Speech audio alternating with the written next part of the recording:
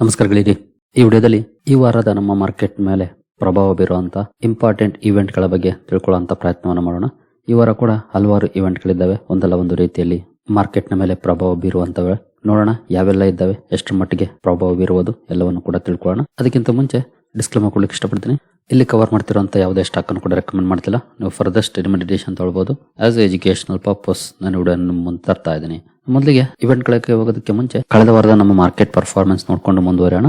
5 days performance ಅನ್ನು open ಮಾಡಿದ್ರೆ flat ಇದೆ ಪರ್ಫಾರ್ಮೆನ್ಸ್ ನೋಡಬಹುದು. ಜಸ್ಟ್ 0.08% ಅಥವಾ 19 ಪಾಯಿಂಟ್ಸ್ ಪಾಸಿಟಿವ್ ಅಲ್ಲಿ ಪರ್ಫಾರ್ಮೆನ್ಸ್ ನಮ್ಮ ನಿಫ್ಟಿಯಲ್ಲಿ ಕಾಣ್ತಾ ಇದೆ. ಎಸ್ಪೆಷಲಿ ಕಳೆದ ವಾರ ಒಂದಷ್ಟು ವೇರಿಯೇಷನ್ಸ್ ಆಯ್ತು. ಅದಕ್ಕೆ ಪ್ರಮುಖ ಕಾರಣ ಅಂತಂದ್ರೆ CIS ಅಲ್ಲಿ ಆದಂತಹ ಬದಲಾವಣೆಗಳು. ಬಟ್ ಸೆನ್ಸೆಕ್ಸ್ ಅಲ್ಲಿ ಅಂತ ಇಂಪ್ಯಾಕ್ಟ್ ಕಾಣಲಿಲ್ಲ CIS ನ ಬದಲಾವಣೆಗಳು. ನೋಡೋಣ ಅಲ್ಲಿ ಯಾವ ರೀತಿ ಪರ್ಫಾರ್ಮೆನ್ಸ್ ಇದೆ ಅಂತ. 5 days ಪರ್ಫಾರ್ಮೆನ್ಸ್ ಅನ್ನು ಓಪನ್ ಮಾಡಿದ್ರೆ ನೋಡಬಹುದು ಇಲ್ಲಿ ಸ್ವಲ್ಪ ನೆಗೆಟಿವ್ ಇದೆ, ಅಂದ್ರೆ ಫ್ಲಾಟ್ ಇದೆ. ಎರಡು ಕಡೆ ಏನಂತ ಬಿಗ್ ಪಾಸಿಟಿವ್ ಆಗಲಿ ಅಥವಾ ನೆಗೆಟಿವ್ ಆಗಲಿ ಪರ್ಫಾರ್ಮೆನ್ಸ್ ಇಲ್ಲ, ಫ್ಲಾಟ್ ಆಗಿ ಕ್ಲೋಸಿಂಗ್ ನೋಡ್ಲಿಕ್ಕೆ ಸಿಕ್ಕಿದೆ ಕಳೆದ ವಾರ. ಇನ್ನು ಅಮೆರಿಕನ್ ಮಾರ್ಕೆಟ್ ಯಾವ ರೀತಿ ಇತ್ತು ಕಳೆದ ವಾರದಲ್ಲಿ ಅಂತ ನೋಡೋದಾದ್ರೆ, ಶುಕ್ರವಾರದ ಸೆಷನ್ ಅಲ್ಲಿ ನೋಡಬಹುದು 0.28% ಅಥವಾ 151 ಪಾಯಿಂಟ್ಸ್ ಪಾಸಿಟಿವ್ ಪರ್ಫಾರ್ಮೆನ್ಸ್ ನೋಡ್ಲಿಕ್ಕೆ ಸಿಕ್ಕಿದೆ ಶುಕ್ರವಾರದ ಸೆಷನ್ ಅಲ್ಲಿ. 5 days ಪರ್ಫಾರ್ಮೆನ್ಸ್ ಅನ್ನು ಓಪನ್ ಮಾಡಿದ್ರೆ ಚೆನ್ನಾಗಿದೆ. ನಿಯರ್ಲಿ 2.5% ಅಥವಾ 1277 ಪಾಯಿಂಟ್ಸ್ ಅಲ್ಲಿ ಡೌ ಜೋನ್ಸ್ ಕ್ಲೋಸಿಂಗ್ ಅನ್ನು ಕೊಟ್ಟಿದೆ ಕಳೆದ ವಾರದಲ್ಲಿ. ಇನ್ನು ನಾಸ್ಡಾಕ್ ಕಡೆ ಬಂದ್ರೆ ಇಲ್ಲಿ ಕೂಡ ಶುಕ್ರವಾರ ಒಳ್ಳೆ ಪರ್ಫಾರ್ಮೆನ್ಸ್ ಇದೆ. 1.3% ಅಥವಾ 342 ಪಾಯಿಂಟ್ಸ್ ಪಾಸಿಟಿವ್ ಅಲ್ಲಿ ಕ್ಲೋಸಿಂಗ್ ಅನ್ನು ಕೊಟ್ಟಿದೆ. 5 days ಪರ್ಫಾರ್ಮೆನ್ಸ್ ಅನ್ನು ಓಪನ್ ಮಾಡಿದ್ರೆ ನೋಡಬಹುದು ನಿಯರ್ಲಿ 5% ಅಪ್ ಆಗಿದೆ. ನಾಸ್ಡಾಕ್ 1237 ಪಾಯಿಂಟ್ಸ್ ಅಪ್ ಅಲ್ಲಿ ಕ್ಲೋಸಿಂಗ್ ಅನ್ನು ಕೊಟ್ಟಿದೆ.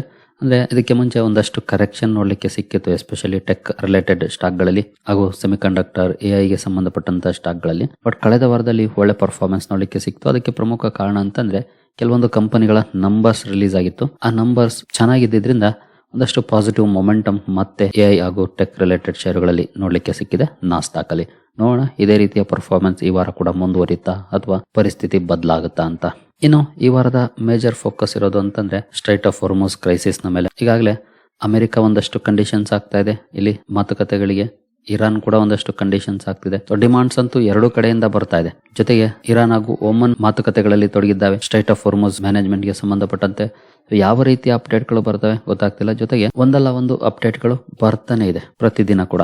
ಜೊತೆಗೆ ಇರಾನ್ ಇವತ್ತು ತನ್ನ ಸುಪ್ರೀಂ ಲೀಡರ್ ಮುಸ್ತಫಾ ಖಮೇನಿ ಅವರ ವಿಡಿಯೋನು ಕೂಡ ರಿಲೀಸ್ ಮಾಡಿದೆ. ಮುಸ್ತಫಾ ಖಮೇನಿ ಬದುಕಿದ್ದಾರೆ ಅನ್ನೋದನ್ನ ಜಗತ್ತಿಗೆ ಆ ಮೂಲಕ ತಿಳಿಸುವಂತ ಪ್ರಯತ್ನವನ್ನ ಮಾಡ್ತಾ ಇದೆ, ಪ್ರೂಫ್ ಅನ್ನ ರಿಲೀಸ್ ಮಾಡಿ.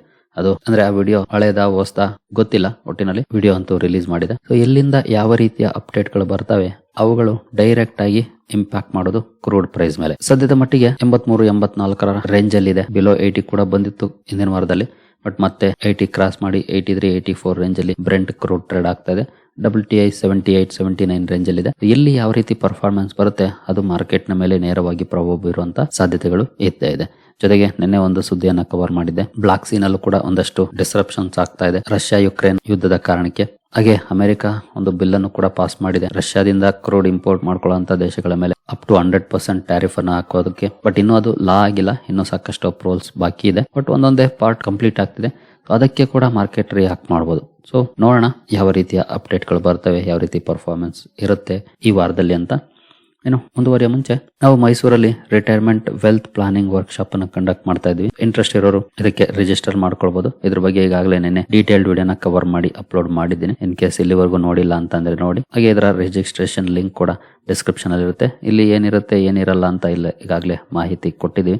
ಇಂಟ್ರೆಸ್ಟ್ ಇರೋರು ರಿಜಿಸ್ಟರ್ ಮಾಡ್ಕೊಳ್ಬಹುದು. ಬರೋದಕ್ಕೆ ಸಾಧ್ಯ ಆಗುವಂತವ್ರು 16ನೇ ತಾರೀಕು, ಇದೇ ತಿಂಗಳ 16ನೇ ತಾರೀಕು ಇರುತ್ತೆ, ಭಾನುವಾರ, ಮುಂದಿನ ಭಾನುವಾರ ಇರುತ್ತೆ. ಲಿಂಕ್ ಡಿಸ್ಕ್ರಿಪ್ಷನ್ ಅಲ್ಲಿ ಇರುತ್ತೆ, ರಿಜಿಸ್ಟರ್ ಮಾಡ್ಕೊಳ್ಬಹುದು. ಇನ್ನು ಮುಂದುವರಿಯೋಣ. ಇನ್ನು ಈ ವಾರ ಇರುವಂತ ಇವೆಂಟ್ ಗಳ ಕಡೆ ಬಂದ್ರೆ, ಅಮೆರಿಕದಿಂದ ಕನ್ಸ್ಯೂಮರ್ ಪ್ರೈಸ್ ಇಂಡೆಕ್ಸ್ ಅಥವಾ CPI ಡೇಟಾ ರಿಲೀಸ್ ಆಗ್ತಾ ಇದೆ. ಅಂದ್ರೆ ಇನ್ಫ್ಲೇಷನ್ ಡೇಟಾ ರಿಲೀಸ್ ಆಗ್ತಾ ಇದೆ. ಯಾವತ್ತು ಅಂತ ನೋಡೋದಾದ್ರೆ 12ನೇ ತಾರೀಕು ನೋಡಬಹುದು. 12 ಹಿಂದಿನ ಸಲ 3.8% ಫೋರ್ಕಾಸ್ಟ್ ಮಾಡಿದ್ರು, ಬಂದಿದ್ದು 3.5%. ಈಗ 3.4% ಫೋರ್ಕಾಸ್ಟ್ ಮಾಡ್ತಿದ್ದಾರೆ. 12ನೇ ತಾರೀಕು ಯಾವ ರೀತಿ ಡೇಟಾ ಇರುತ್ತೆ ಅನ್ನೋದನ್ನ ವಾಚ್ ಮಾಡಬೇಕಾಗುತ್ತೆ. ಇನ್ ಕೇಸ್ ಇಲ್ಲಿ ಫೋರ್ಕಾಸ್ಟ್ ಗಿಂತ ಕಡಿಮೆ ಅಥವಾ ಎಸ್ಟಿಮೇಷನ್ ಗೆ ತಕ್ಕಂತೆ ಬಂದ್ರೆ ಮೇ ಬಿ ನಮ್ಮಲ್ಲಿ ಕೆಲವು ಸೆಕ್ಟರ್ಸ್ ಅಲ್ಲಿ ಒಳ್ಳೆ ರಿಯಾಕ್ಷನ್ ಬರಬಹುದು. For example IT sector. ಯಾಕೆಂದ್ರೆ ಇನ್ಫ್ಲೇಷನ್ ಕಡಿಮೆ ಆದ್ರೆ ರೇಟ್ ಹೈಕ್ ಚಾನ್ಸಸ್ ಕಡಿಮೆ ಆಗುತ್ತೆ, ರೇಟ್ ಕಟ್ ಚಾನ್ಸಸ್ ಜಾಸ್ತಿ ಆಗುತ್ತೆ. ಹಾಗಾಗಿ ಕಾದು ನೋಡೋಣ ಯಾವ ರೀತಿ ಬರುತ್ತೆ ಅಂತ. 12ನೇ ತಾರೀಕು ಬರುತ್ತೆ ಡೇಟಾ. ಇನ್ನು ನೆಕ್ಸ್ಟ್ ಇವೆಂಟ್ ಕಡೆ ಬಂದ್ರೆ, ಜೊತೆಗೆ ನಿಮಗೆ ಗೊತ್ತಿರೋ ಹಾಗೆ ಭಾರತದ ಇನ್ಫ್ಲೇಷನ್ ಡೇಟಾ ಕೂಡ ರಿಲೀಸ್ ಆಗುತ್ತೆ ಈ ವಾರದಲ್ಲಿ. ಅಂದ್ರೆ ಪ್ರತಿ ತಿಂಗಳು 12ನೇ ತಾರೀಕು ರಿಲೀಸ್ ಆಗುತ್ತೆ. ಇನ್ ಕೇಸ್ 12ನೇ ತಾರೀಕು ಶನಿವಾರ ಅಥವಾ ಭಾನುವಾರ ಬಂದ್ರೆ ಮಾತ್ರ ಬೇರೆ ದಿನಗಳು ರಿಲೀಸ್ ಆಗುತ್ತೆ. ಈ ವಾರ ಅಂದ್ರೆ 12ನೇ ತಾರೀಕೆ ರಿಲೀಸ್ ಆಗ್ತಾ ಇದೆ ನೋಡಬಹುದು. ಹಿಂದಿನ ಸಲ 4.3% ಎಸ್ಟಿಮೇಟ್ ಮಾಡಿದ್ರು, ಬಂದಿದ್ದು 4.38. ಈ ಸಲ 4.54% ಎಸ್ಟಿಮೇಟ್ ಮಾಡ್ತಿದ್ದಾರೆ. ಅಂದ್ರೆ ಸ್ವಲ್ಪ ಜಾಸ್ತಿನೇ ಎಸ್ಟಿಮೇಟ್ ಮಾಡ್ತಿದ್ದಾರೆ ಈ ಸಲ. ಕಾದು ನೋಡ್ಬೇಕಾಗುತ್ತೆ ಇದನ್ನು ಕೂಡ. ಇದು ಕೂಡ 12ನೇ ತಾರೀಕು ರಿಲೀಸ್ ಆಗುತ್ತೆ. 12ನೇ ತಾರೀಕು ನಮ್ಮ ಮಾರ್ಕೆಟ್ ಕ್ಲೋಸ್ ಆದ್ಮೇಲೆ ರಿಲೀಸ್ ಆಗುತ್ತೆ. ಹಾಗೆ ಅವತ್ತೇ ಅಮೆರಿಕದ ಇನ್ಫ್ಲೇಷನ್ ಡೇಟಾ ಕೂಡ ರಿಲೀಸ್ ಆಗುತ್ತೆ. ಅಂದ್ರೆ 13ನೇ ತಾರೀಕು ಬಹಳ ಇಂಪಾರ್ಟೆಂಟ್ ಡೇ ಆಗುತ್ತೆ ನಮ್ಮ ಮಾರ್ಕೆಟ್ಗೆ. ಯಾಕಂದ್ರೆ 2 ದೇಶಗಳ ಇನ್ಫ್ಲೇಷನ್ ಡೇಟಾ ರಿಲೀಸ್ ಆಗಿರುತ್ತೆ. ಇಲ್ಲಿ ಯಾವ ರೀತಿ ಪರ್ಫಾರ್ಮೆನ್ಸ್ ಬರುತ್ತೆ, ಮೇ ಬಿ ರಿಯಾಕ್ಷನ್ ಬಂದ್ರು ಬರ್ಬೋದು. ಯಾಕಂದ್ರೆ ಕ್ರೂಡ್ ಎಲಿವೇಟೆಡ್ ಆಗಿರೋದ್ರಿಂದ ಬಹಳನೇ ಇಂಪಾರ್ಟೆಂಟ್ ಆಗುತ್ತೆ ಇನ್ಫ್ಲೇಷನ್ ಡೇಟಾ. ಎಸ್ಟಿಮೇಟ್ ಜಾಸ್ತಿ ಇದೆ, ನೋಡೋಣ. Next UK GDP data release ಆಗ್ತಾ ಇದೆ. ಇದೇನು ಅಷ್ಟು ಇಂಪ್ಯಾಕ್ಟ್ ಮಾಡುವಂತದ್ದಲ್ಲ ನಮ್ಮ ಮಾರ್ಕೆಟ್ ನ ಮೇಲೆ, ಬಟ್ ಕಣ್ಣಿರ್ಬೇಕಾಗುತ್ತೆ. ಹಿಂದಿನ ಸಲ 0.1% ಇತ್ತು ಎಸ್ಟಿಮೇಷನ್, ನೋಡಬಹುದು 0.0 ಇತ್ತು, ಬಂದಿದ್ದು 0.1%. ಈ ಸಲ ಮೈನಸ್ ಇದೆ 0.1%. ಬಹಳನೇ ಇಂಪಾರ್ಟೆಂಟ್ ಆಗುತ್ತೆ ಈ ಡೇಟಾಗಳು. ಯಾಕಂದ್ರೆ ನಮ್ಮ ಡೇಟಾ ಗೊತ್ತಲ್ಲ 6-7% ಗ್ರೋತ್ ನೋಡ್ಲಿಕ್ಕೆ ಸಿಗುತ್ತೆ. ಇಲ್ಲಿ ನೋಡಬಹುದು ಫ್ಲಾಟ್ ಅಥವಾ ನೆಗೆಟಿವ್. ಇವುಗಳಿಗೆ ಹೋಲಿಸಿದ್ರೆ ತುಂಬಾನೇ ಒಳ್ಳೆ ಗ್ರೋತ್. ಬಟ್ ಇಂಡಿಯನ್ ಎಕಾನಮಿನೇ ಬೇರೆ ಇದೆ. ಯಾಕಂದ್ರೆ ನಮ್ದು ಒಂಥರ ಮಿಡ್ ಕ್ಯಾಪ್ ಇದ್ದಂಗೆ, ಈಗ ಗ್ರೋ ಆಗ್ತಿರೋಂಥದ್ದು. ಹಾಗಾಗಿ ಆ ರೀತಿ ದೊಡ್ಡ ಮಟ್ಟದಲ್ಲಿ ಗ್ರೋತ್ ನೋಡ್ಲಿಕ್ಕೆ ಸಿಗುತ್ತೆ. ಯೂರೋಝೋನ್ ನ GDP ಡೇಟಾ ಕೂಡ ರಿಲೀಸ್ ಆಗ್ತಾ ಇದೆ. ಹಾಗೆ ನಾವು UKದು 13ನೇ ತಾರೀಕು ರಿಲೀಸ್ ಆಗ್ತಾ ಇದೆ ನೋಡಬಹುದು. ಯೂರೋಝೋನ್ದು ನೋಡಬಹುದು 14ಕ್ಕೆ ರಿಲೀಸ್ ಆಗುತ್ತೆ.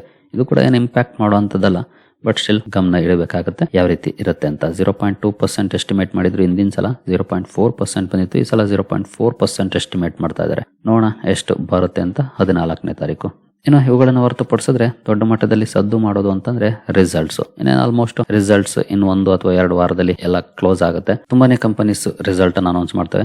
ಲಿಸ್ಟ್ ತುಂಬಾನೇ ದೊಡ್ಡದಾಗಿದೆ ನೋಡಬಹುದು, 103 ಪೇಜ್ ಇದೆ. ಈ ವಾರದಲ್ಲಿ ರಿಸಲ್ಟ್ ಅನೌನ್ಸ್ ಮಾಡುವಂತ ಕಂಪನಿಗಳು 103 ಪೇಜ್. ಅಂದ್ರೆ ಒಂದು ಪೇಜ್ ಅಲ್ಲಿ 20 ಕಂಪನಿ ಲಿಸ್ಟ್ ಇದೆ. ಇಲ್ಲಿ 20 ಕಂಪನೀಸ್ ಅಂದ್ರೆ ಆಲ್ಮೋಸ್ಟ್ 2,000 ಕಂಪನೀಸ್ ಈ ವಾರದಲ್ಲಿ ರಿಸಲ್ಟ್ ಅನ್ನು ಅನೌನ್ಸ್ ಮಾಡ್ತೇವೆ. ತುಂಬಾನೇ ಕಂಪನಿಗಳು ರಿಸಲ್ಟ್ ಅನೌನ್ಸ್ ಮಾಡ್ತಿರ್ತಾರೆ. ಹಾಗಾಗಿ ಈ ವಾರ ಬಹಳನೇ ಇಂಪಾರ್ಟೆಂಟ್ ಆಗುತ್ತೆ, ಎಸ್ಪೆಷಲಿ ಇನ್ವೆಸ್ಟರ್ಸ್ಗೆ. ಯಾಕಂದ್ರೆ ಮೇಜರ್ ಕಂಪನೀಸ್ ಈಗಾಗಲೇ ರಿಸಲ್ಟ್ಸ್ ಅನ್ನು ಅನೌನ್ಸ್ ಮಾಡ್ಬಿಟ್ಟಿದ್ದಾವೆ. ಸಣ್ಣ ಪುಟ್ಟ ಕಂಪನೀಸ್ ಬಾಕಿ ಉಳಿದಿರೋದು. ಹಾಗಾಗಿ ನಮ್ಮ ಪೋರ್ಟ್ಫೋಲಿಯೋದಲ್ಲಿರುವಂತಹ ಕಂಪನಿಗಳು ಕೂಡ ಇರಬಹುದು. ಮಿಸ್ ಮಾಡದೆ ಅಟ್ಲೀಸ್ಟ್ ನೀವು ಇನ್ವೆಸ್ಟ್ ಮಾಡಿರೋ ಕಂಪನೀಸ್ ಇನ್ವೆಸ್ಟ್ ಮಾಡಬೇಕು ಅಂತ ವಾಚ್ ಲಿಸ್ಟ್ ಅಲ್ಲಿ ಇಟ್ಕೊಂಡಿರೋವು. ಹಾಗೆ ಮಾರ್ಕೆಟ್ ಲೀಡರ್ ಸೆಕ್ಟರ್ ನ ಮಾರ್ಕೆಟ್ ಲೀಡರ್ ಕಂಪನೀಸ್, ಇವುಗಳ ರಿಸಲ್ಟ್ ಅನ್ನ ಮಿಸ್ ಮಾಡದೆ ಚೆಕ್ ಮಾಡ್ಕೊಳ್ಳಿ. ಬಹಳನೇ ಇಂಪಾರ್ಟೆಂಟ್ ವಾರ ಆಗಿರುತ್ತೆ.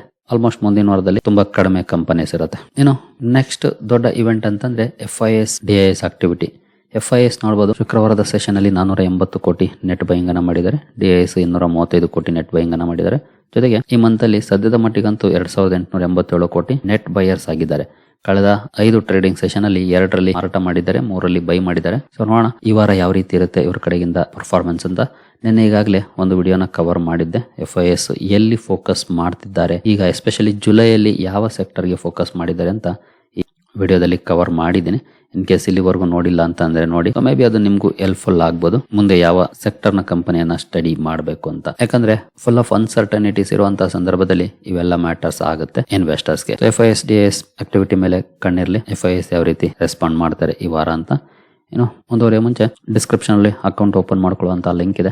ಇಂಟ್ರೆಸ್ಟ್ ಇರೋರು ಅಕೌಂಟ್ ಅನ್ನು ಓಪನ್ ಮಾಡ್ಕೊಳ್ಬಹುದು. ಹೂಡಿಕೆಗೆ ಸಂಬಂಧಪಟ್ಟಂತೆ ನಿಮ್ಗೆ ಏನಾದರೂ ಸಪೋರ್ಟ್ ಬೇಕಂದ್ರೆ ಇಲ್ಲಿರುವಂತಹ ನಂಬರ್ಗಳ ಮೂಲಕ ನಮ್ಮ ಟೀಮ್ ನ ಸಂಪರ್ಕ ಮಾಡಬಹುದು. ಬಟ್ ಸಪೋರ್ಟ್ ಸಿಗಬೇಕಂದ್ರೆ ನೀವು ನಮ್ಮ ಮೂಲಕ ಅಕೌಂಟ್ ಅನ್ನು ಓಪನ್ ಮಾಡ್ಕೊಂಡಿರ್ಬೇಕಾಗುತ್ತೆ. ಹಾಗಾಗಿ ಲಿಂಕ್ ಅನ್ನು ಬಳಸ್ಕೊಂಡು ಓಪನ್ ಮಾಡ್ಕೊಂಡು ಸಂಪರ್ಕ ಮಾಡಬಹುದು. ನೆಕ್ಸ್ಟ್ ಅಂತಂದ್ರೆ ರುಪಿ ವರ್ಸಸ್ ಡಾಲರ್. ಕಳೆದ ವಾರದಲ್ಲಿ ನಮ್ಮ ರುಪಿ ಒಳ್ಳೆ ಪರ್ಫಾರ್ಮೆನ್ಸ್ ಅನ್ನ ಮಾಡಿದೆ. ಈ ವಾರ ಕೂಡ ಅದೇ ರೀತಿ ಪರ್ಫಾರ್ಮೆನ್ಸ್ ಮುಂದುವರಿಯುತ್ತಾ ನಾವು ಕಾದು ನೋಡಬೇಕಾಗಿದೆ. ಇದ್ರ ಮೇಲೂ ಕೂಡ ಗಮನ ಇರಲಿ. ಎಸ್ಪೆಷಲಿ FIS ಇನ್ಫ್ಲೋ ಬಂದ್ರೆ ರುಪಿ ಕೂಡ ಒಂದ್ ಸ್ವಲ್ಪ ಸ್ಟ್ರಾಂಗ್ ಆಗ್ಬಹುದು. ಜೊತೆಗೆ ಕ್ರೂಡ್ ಏನಾದ್ರೂ ಡೌನ್ ಆದ್ರೆ ಅದು ಕೂಡ ರುಪಿಗೆ ಪಾಸಿಟಿವ್ ಆಗಿ ಕಂಡು ಬರುತ್ತೆ. ಹಾಗಾಗಿ ಎರಡನ್ನು ಕೂಡ ವಾಚ್ ಮಾಡಬೇಕಾಗುತ್ತೆ ಈ ವಾರ.